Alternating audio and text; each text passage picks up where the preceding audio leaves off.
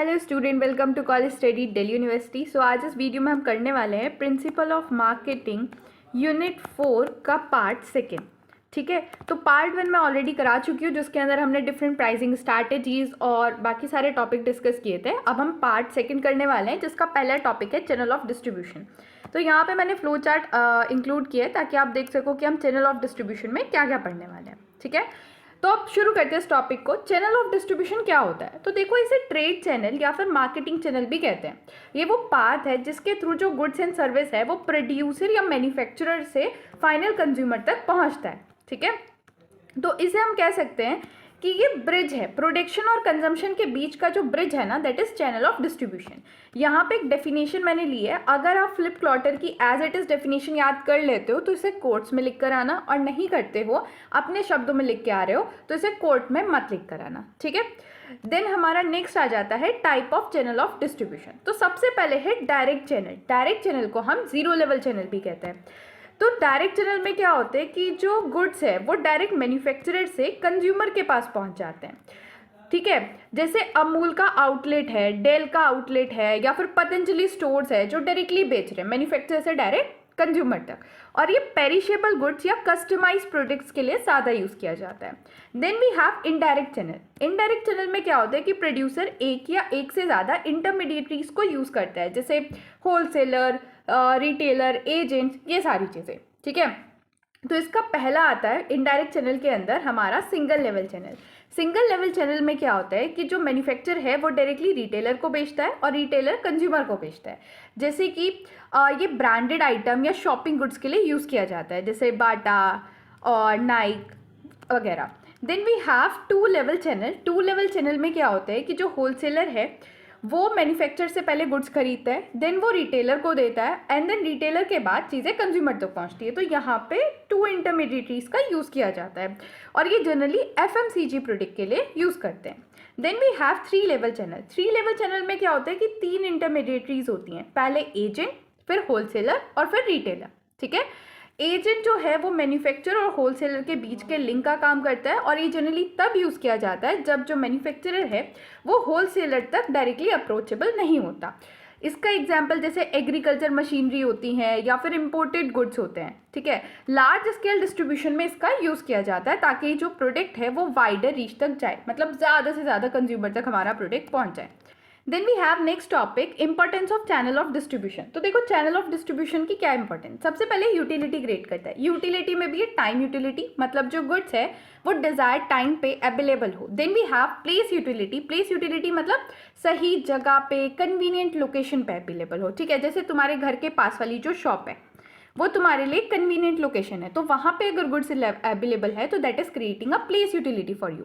Then position utility मतलब easily जो title है वो ट्रांसफ़र हो जाए। जैसे अगर तुम अपनी शॉप पास वाली शॉप से साबुन लेने गए हो तो वो ईजिली तुम पैसे दोगे, तुम्हें साबुन दे देगा, कोई इतनी बड़ी झंझट नहीं है। That is position utility. Then the cost and marketing decision. देखो, जो चैनल ऑफ डिस्ट्रीब्यूशन होता है ना, उसकी कॉस्ट अल्टीमेटली प्रोडक्ट की कॉस्ट में ऐड होती है। तो हमें ना कई सारे फैक्टर्स को देखना होता है जब हम चैनल ऑफ डिस्ट्रीब्यूशन को सेलेक्ट कर रहे होते हैं, क्योंकि इससे प्राइस और प्रमोशन पे डायरेक्टली अफेक्ट पड़ता है। मैम, प्रमोशन पे कैसे? क्योंकि जो चैनल ऑफ डिस्ट्रीब्यूशन है वो भी तो तुम्हारा प्रमोशन करता है ना, रिटेलर तुम्हारा प्रमोशन करता है, होलसेलर तुम्हारा प्रमोशन भी करता है, तो उस चीज़ से वर्क पड़ता है। ठीक है, इसके अलावा बहुत सारे फंक्शन हैं जो चैनल ऑफ डिस्ट्रीब्यूशन परफॉर्म करते हैं, जैसे कि standardise transaction, accommodate search behaviour. अब जब हम इंडिविजुअल चैनल ऑफ डिस्ट्रीब्यूशन के फंक्शन पढ़ेंगे तो उसमें सारी चीज़ें कवर हो जाएगी।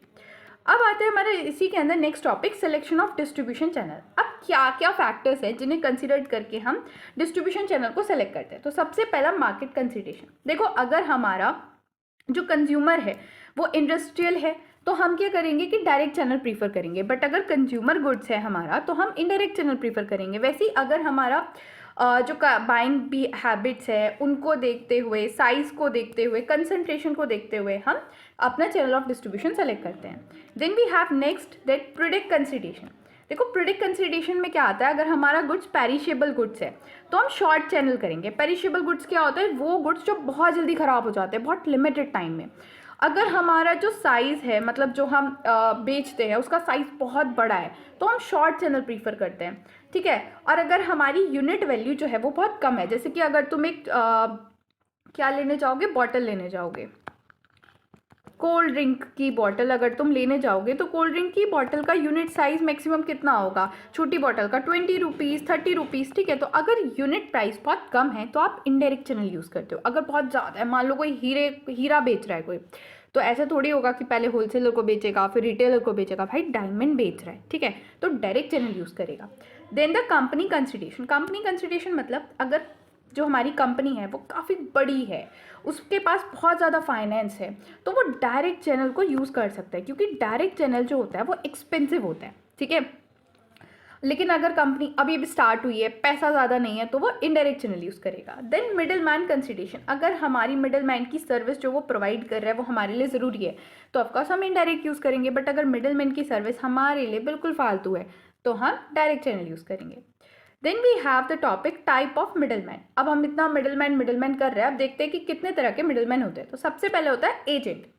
एजेंट वो लोग होते हैं जो ऑनरशिप तो नहीं लेते गुड्स की, लेकिन बेच देते हैं। मतलब गुड्स परचेस कर लेंगे तुमसे, सॉरी गुड्स परचेस नहीं करेंगे, बस ऐसे ही ले लेंगे और फिर उसके बाद उन्हें कंज्यूमर तक पहुंचाते हैं। जितने गुड्स बिक गए उस पर वो अपना कमीशन ले लेते हैं। लेकिन उन अगर गुड्स खराब हुए या नहीं बिके तो उनके ऊपर कोई दंड नहीं होता, क्योंकि अगर नहीं बिके तो वो तुम्हें वापस कर देंगे। They don't take the ownership. Then we have the merchant middleman. Merchant middleman क्या करते हैं कि वो ऑनरशिप लेते हैं गुड्स की और प्रॉफिट मार्जिन के लिए काम करते हैं, जैसे होलसेलर या फिर रिटेलर, ठीक है। Then we have the next topic, next big heading, that is distribution, wholesaling and retailing. अब हम होलसेलिंग और रिटेलिंग को डिटेल में पढ़ेंगे। तो सबसे पहले आता है हमारा होलसेलर। होलसेलर क्या होता है, वो मिडल मैन जो कि रिटेलर और इंडस्ट्रियल यूज़र के बीच में काम करता है, और ये लार्ज क्वांटिटी में सामान को खरीदते हैं, लेकिन ये अल्टीमेट कंज्यूमर तक बहुत रेयरली डील करते हैं, ठीक है। Then we have type of wholesaler. सबसे पहले होता है प्योर होलसेलर। प्योर मैम ये बिल्कुल प्योर सामान देता है, नहीं नहीं नहीं। प्योर होलसेलर का मतलब होता है कि ये इनका काम सिर्फ इतना होता है कि लार्ज क्वांटिटी में गुड्स को खरीदते हैं और फिर वो रिटेलिंग में बेच देते हैं, ठीक है। वो डायरेक्टली कंज्यूमर से बिल्कुल भी इंटरैक्ट नहीं करते, जैसे लार्ज एफएमसीजी डिस्ट्रीब्यूटर जो होते हैं वो इसका यूज़ करते हैं। Then we have retail wholesaler. Retail wholesaler मतलब ये बहरूपिया टाइप कह सकते हो, ये रिटेलिंग का भी काम करते हैं और होलसेलिंग का भी काम करते हैं। बल्क में सामान खरीदते हैं, लेकिन ये स्मॉल क्वांटिटी में भी बेचते हैं और बड़ी क्वांटिटी में भी बेचते हैं। जैसे तुम्हारे पास की लोकल किराना स्टोर, वो बल्क में भी सामान बेच देती है, बट अगर तुम सामान लेने जाओगे वहाँ से तो ऐसा थोड़ी वो तुम्हें मना कर देंगे, तो वो दे देते हैं कंज्यूमर को भी छोटी क्वांटिटी में, बट जनरली उनका काम क्या होता है, बड़ी क्वांटिटी में बेचना। Then we have manufacture wholesaler. ये लोग क्या करते हैं, ये गुड्स खुद ही बनाते हैं और फिर डायरेक्टली ये जो है वो कंज्यूमर तक पहुंचा देते हैं। तो जैसे अमूल डेयरी प्रोडक्शन है, और अमूल डेयरी क्या करता है, प्रोड्यूस भी करता है और डिस्ट्रीब्यूट भी करता है। वैसे ही डाबर हर्बल प्रोडक्ट जो है वो प्रोड्यूस भी करता है और डायरेक्टली कंज्यूमर तक पहुंचा देता है। Then we have the function of the wholesaler. तो सबसे पहले बाइंग। होलसेलर क्या करता है, गुड्स को परचेस करता है लार्ज क्वांटिटी में मैन्युफैक्चरर से और इंश्योर करता है कि मार्केट में सप्लाई बरकरार रहे। Then selling. होलसेलर क्या करता है, प्रोडक्ट रिटेलर को बेचता है और दूसरे बिजनेसेस को बेचता है, जिससे क्या होता है कि अल्टीमेटली जो प्रोडक्ट है वो कस्टमर तक पहुंचते हैं।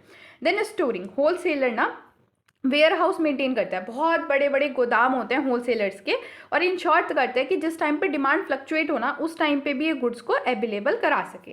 ट्रांसपोर्टिंग, ये ना मूवमेंट हैंडल करता है गुड्स का, फैक्ट्री से रिटेलर तक का जो सफ़र होता है ये होलसेलर का ही ट्रांसपोर्टिंग सर्विस प्रोवाइड कर देता है, जिससे लॉजिस्टिक बर्डन जो है वो प्रोड्यूसर पे नहीं आता। Then grading. होलसेलर क्या करता है, जैसे कई सारे मैन्युफैक्चरर से उसने सामान खरीद लिया, मान लो मैन्युफैक्चरर 1, मैन्युफैक्चरर 2, मैन्युफैक्चरर 3, इन सब से उसने सामान खरीद लिया। अब मैन्युफैक्चरर 1 का जो सामान है वो A1 क्वालिटी है, बट मैन्युफैक्चरर B का सामान जो है वो B क्वालिटी है, और मैन्युफैक्चरर 3 का क्वालिटी सेम C है। तो ये क्या करता है, इन सब के गुड्स को क्लासीफाई करता है उनके क्वालिटी, साइज, ग्रेड के बेसिस पे, ताकि मार्केट की रिक्वायरमेंट वो मीट कर सके। Then we have retailer. तो देखो अब तक तुम्हें ये तो समझ आ गया होगा कि रिटेलर कौन होता है। ये जो तुम्हारे घर के पास की जो शॉप है उसे रिटेलर बोलते हैं। जैसे कि चिंटू के घर के पास की जो शॉप है, जिससे चिंटू आराम से अपने लिए कुरकुरे खरीद लेता है, वो रिटेलर है, ठीक है। तो अब रिटेलर के फंक्शन क्या होता है, तो सबसे पहले गुड्स को खरीदता है और उनको असेंबल करता है। देखो रिटेलर ना होलसेलर से बहुत सारा सामान लार्ज क्वांटिटी में खरीद लेता है, ठीक है, लेकिन ऐसा थोड़ी है वो तुमसे बोलते कि ये लो पूरा कट्टा उठा के ले जाओ या कट्टे में से सामान ले जाओ, नहीं, वो उन्हें अरेंज करता है प्रॉपर तरीके से, असेंबल करता है, ताकि कंज्यूमर को एक ही प्लेस पे सारा सामान मिल जाए। अब देखो मैं इसे एग्जाम्पल से समझाती हूँ डिटेल में। ये है चिंटू, ठीक है। चिंटू की मम्मी ने उसको 3 सामान बोले कि सबसे पहले वो एक वाटर बोतल ले आए, ठीक है, वाटर बोतल ले आए। दूसरा वो लेकर आए चार्जर, और तीसरा वो लेकर आ जाए क्या, तीसरी चीज़ क्या हो सकती है, अपनी बहन के लिए डेयरी मिल्क, ठीक है। तो तीसरी चीज़ वो डेयरी मिल्क चॉकलेट ले आए, ठीक है। अब अगर चिंटू के घर के पास रिटेलर शॉप नहीं है तो सबसे पहले वो वाटर बोतल के मैन्युफैक्चरर के पास जाएगा, उससे वाटर बोतल खरीदेगा।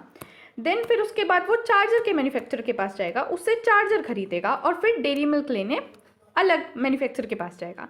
बट अगर उसके घर के पास रिटेलर है जो कि उसके घर के पास वाली शॉप है, तो वो उनसे जाके कहेगा कि मुझे वाटर बोतल दे दो, चार्जर दे दो और डेयरी दे दो, डेयरी मिल्क चॉकलेट दे दो। तो वो तीनों चीज़ एक जगह पे उसे मिल जाती हैं।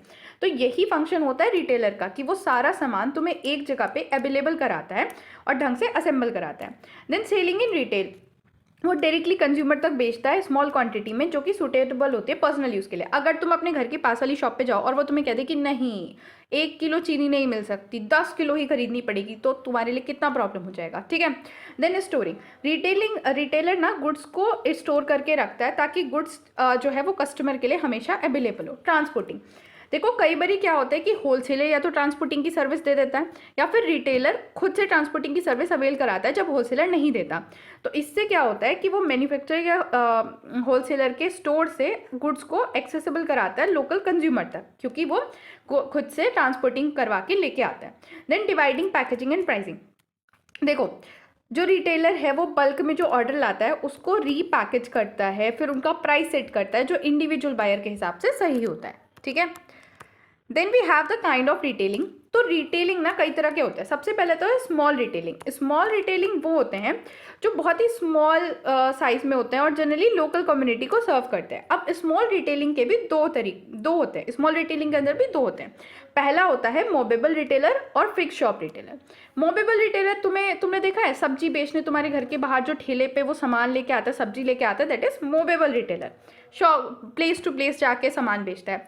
फिक्स रिटेलर मतलब तुम्हारे घर के पास में वो जो शॉप है ना अंकल की, जो एक ही जगह फिक्स्ड है, तुम्हें खुद जाना पड़ता है उनके यहाँ सामान लेने, that is fix shop retailer, ठीक है। Then we have large scale retailing. Large scale retailing मतलब बिग स्टोर या चेन जो वाइड वैरायटी ऑफ गुड्स को बेचते हैं, और ऑफन ये कई सारी सिटीज़ और रीजन में डील करते हैं, ठीक है। इनका मैनेजमेंट जो है वो सेंट्रलाइज्ड होता है, बहुत ज़्यादा सामान ये एक साथ खरीद के लाता है, और प्रैक्टिस बहुत ही स्टैंडर्डाइज होती है। अब इसके अंदर आता है हमारा डिपार्टमेंटल स्टोर। देखो डिपार्टमेंटल स्टोर मतलब ये बहुत बड़े मल्टी डिपार्टमेंट रिटेलर आउटलेट होते हैं जो सेंट्रल एरिया में लोकेटेड होते हैं, और ये बहुत तरह का प्रोडक्ट बेचते हैं, मतलब क्लोथ्स भी बेचेंगे, कॉस्मेटिक, हाउस होल्ड, इलेक्ट्रॉनिक्स, सब कुछ, ठीक है। और जैसे कि शॉपर स्टॉप या लाइफ स्टाइल वगैरह का एग्जाम्पल तुम इसमें लिख सकते हो। Then we have chain store या फिर मल्टीपल शॉप। देखो बाटा का शोरूम तुम्हारे घर के पास भी है, ठीक है, और मेरे घर के पास भी है। मान लो तुम रहते हो दिल्ली में और मैं रहती हूँ यूपी में, ठीक है। तो बाटा का शोरूम मतलब जो बाटा के शोरूम से तुम्हें शूज़ मिलेगा सेम वाला मुझे भी मिल सकता है, तो इसे कहते हैं हमारा चेन स्टोर या फिर मल्टीपल शॉप्स। मतलब जैसे फ्रेंचाइजी वगैरह ले लेते हैं, इसके अंदर वो आता है। Then we have supermarket. Supermarket का तो तुम नाम सुन के समझ पा रहे हो कि वाइड वैरायटी ऑफ प्रोडक्ट देता है एक रूफ के अंदर, ग्रॉसरी से लेके हाउस होल्ड के सारे आइटम। लेकिन यहाँ पे सेल्फ सर्विस ऑपरेशन होता है, मतलब जाके तुम्हें खुद से कौन कौन सा सामान लेना है पिक कर लो, रख लो और अपनी बिलिंग करा लो, ठीक है। जैसे बिग बाजार या डी मार्ट इसका एग्जाम्पल है। Then we have a superstore. Superstore या हाइपर मार्केट जो है, सुपर मार्केट अगर बहुत ही बड़ा हो जाए तो that is called super store या हाइपर मार्केट, जिसके अंदर बहुत सारे वैरायटी ऑफ प्रोडक्ट मिलते हैं, इलेक्ट्रॉनिक्स, क्लोथिंग, ग्रॉसरी, मोर, कुछ भी। और ये सब अर्बन एरियाज़ में ऑपरेट करते हैं, ठीक है, जैसे रिलायंस फ्रेश हाइपर मार्केट या वॉलमार्ट जो इंडिया में ऑपरेट कर रहे हैं। Then we have the next big topic that is logistic decision. Logistic decision मतलब सामान इधर से उधर कैसे जाएगा उस चीज़ के रिगार्डिंग डिसीजन लेने को कहते हैं logistic decision. We have the definition है। लॉजिस्टिक ना 2 मेन चीज़ कवर करती है। सबसे पहले कि जो मटेरियल है, मतलब रॉ मटेरियल जो है वो सोर्स से सप्लायर से जो मैन्युफैक्चरर है उस तक पहुंचे, और दूसरा जो हमारे फिनिश्ड गुड्स हैं वो मैन्युफैक्चरर से अल्टीमेट यूज़र तक पहुंचे। ठीक है, इसका ऑब्जेक्टिव क्या होता है कि हमारा जो प्रोडक्ट है राइट प्रोडक्ट राइट क्वांटिटी में राइट कस्टमर पे राइट प्लेस पे और राइट टाइम पे अवेलेबल होना चाहिए। इसकी इंपॉर्टेंस क्या है कि देखो भाई, अगर जो प्रोडक्ट है वो राइट क्वांटिटी में राइट प्लेस पे अवेलेबल होगा, इससे कस्टमर का एक्सपीरियंस इंप्रूव होगा, एक्सेसिबिलिटी बढ़ेगी और टाइम और प्लेस यूटिलिटी भी क्रिएट होगी, जिससे वेस्टेज भी कम होगा और तुम्हारा प्रॉफिट काफ़ी हद तक इंक्रीज हो जाएगा। Then we have the stage and distribution logistic. Distribution logistic की ना कई सारी स्टेज होती हैं।